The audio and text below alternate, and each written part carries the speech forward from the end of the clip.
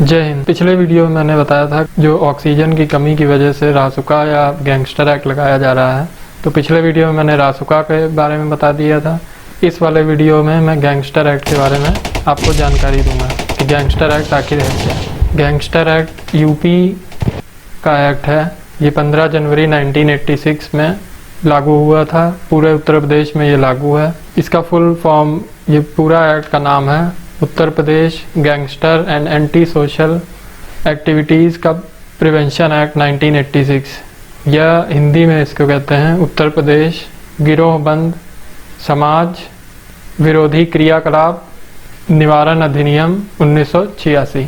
और अगर आपने चैनल को सब्सक्राइब नहीं किया तो सब्सक्राइब कर लें, बेल आइकन दबा दें। पहले तो ये जान लें कि गैंगस्टर एक्ट में गैंग किसे कहते हैं।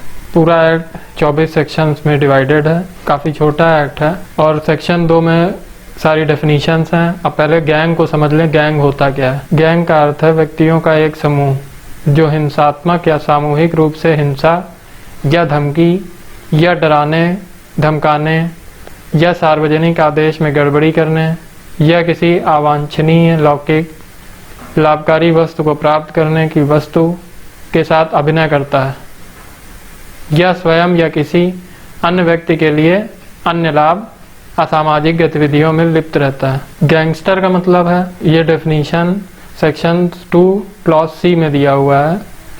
गैंगस्टर का अर्थ है किसी गैंग का सदस्य या नेता या आयोजक होता है और इसमें कोई भी व्यक्ति शामिल होता है जो किसी ऐसे गिरोह की गतिविधियों में शामिल होता है या सहायता करता है या किसी व्यक्ति को परेशान करता है जिसने इस तरह की गतिविधियों में लिप्त हो।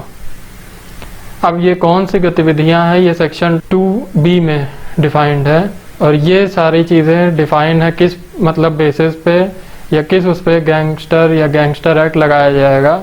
उसमें ये विभिन्न धाराओं का बारे में बताया गया है जिनकी वजह से गैंगस्टर एक्ट लगाया जा सकता है। इसके काफ़ी सारे पॉइंट्स हैं, ये आप ध्यान से देख लीजिए। इसको मैं डिस्क्रिप्शन में भी लिख दूंगा और डिस्क्रिप्शन बॉक्स में भी इसके बारे में सारे पॉइंट्स लिखे हुए हैं, इसको भी आप देख सकते हैं। ये जो चैप्टर 16, चैप्टर 17 या चैप्टर 22 के तहत जो IPC में दंडनीय अपराध हैं उन पे दूसरा है कि यूपी के किसी भी प्रावधान के उल्लंघन में किसी भी शराब या नशीली या खतरनाक दवाओं या अन्य नशीले पदार्थों या नशीले पदार्थों की खेती करने या बेचने या आयात करने का या नियंत्रण करने या आयात करने या बेचने के लिए अचल संपत्ति पर कब्जा करना या कब्जा करना अन्यथा कानून के अनुसार या टाइटल जो होता है लैंड का उसके साथ कोई भी झूठे दस्तावेज पर अचल संपत्ति पर कब्जा करना, चाहे वह स्वयं या किसी अन्य व्यक्ति में हो, वह खुद करे या मतलब किसी अन्य व्यक्ति को करवाए, तो उस पर भी गैंगस्टर एक्ट लगेगा। किसी लोक सेवक या गवाह को विधि सम्मत कर्तव्यों के निर्वहन में रोकने या रोकने का प्रयास करने पे भी गैंगस्टर एक्ट लगेगा। महिला या बालिका अधिनियम 1956 में अनैतिक यातायात के दमन के तहत दंडनीय अपराध पे इस पे गैंगस्टर एक्ट लगेगा।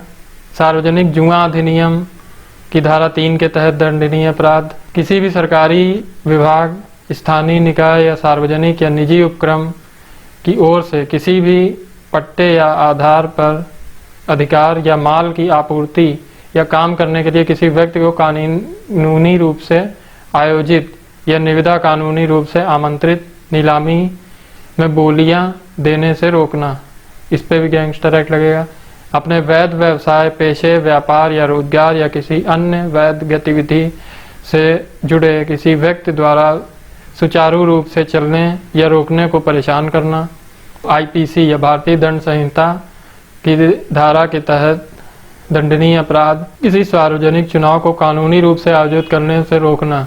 मतदाता को अपनी चुनावी अधिकारों का प्रयोग करने से शारीरिक रूप से रोकना, इस पे गैंगस्टर एक्ट लगेगा। सांप्रदायिक सौहार्द बिगाड़ने के लिए हिंसा का सहारा लेना या दूसरों को उकसाना। जनता में आतंक या अलार्म या आतंक पैदा करना।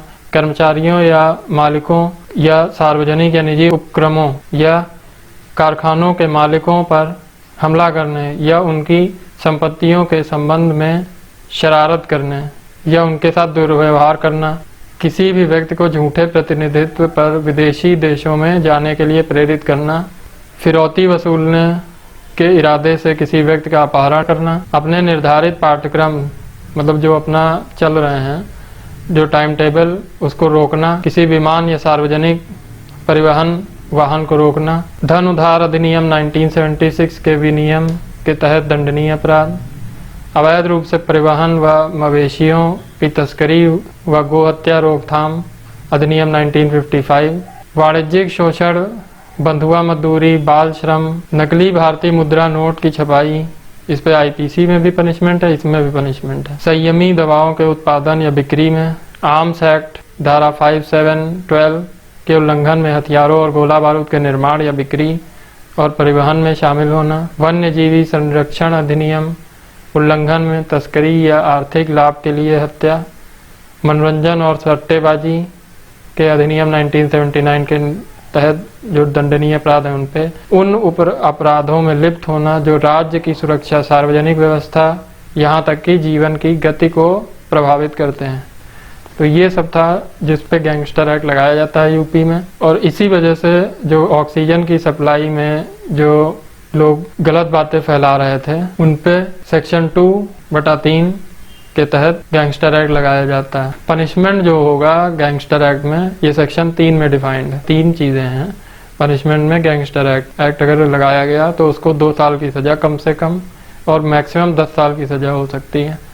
दूसरा, उसको फाइन भी भरना पड़ेगा, 5,000 से कम फाइन नहीं होगा। और अगर यही अपराध उसने पब्लिक सर्वेंट या पब्लिक सर्वेंट का जो मेंबर है उसके विरुद्ध किया है तो उसको 3 साल की सजा कम से कम और 10 साल की ज़्यादा से ज़्यादा सजा और 5,000 से कम जुर्माना नहीं होगा।